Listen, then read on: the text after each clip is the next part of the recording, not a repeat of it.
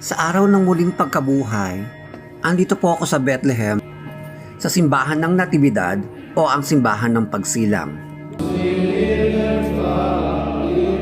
Ito ay isang tradisyonal na lugar kung saan isinilang si Hesukristo. Matatagpuan sa isang yungib ng grotto o ang tinatawag na Grotto of the Nativity na itinuturing na isa sa pinakabanal na lugar sa buong Kristyanismo.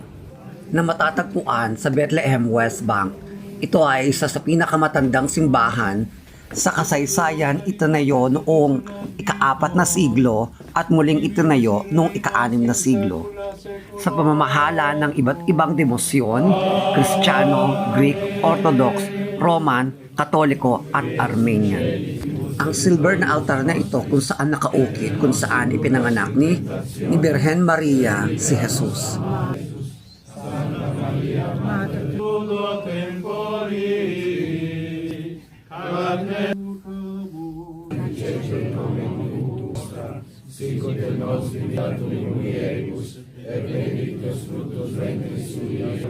Bilang isang Kristiyano, mapalad ako na nabisita ko kung saan pinanganak si Hesukristo at masaksihan ang isang banal na misa.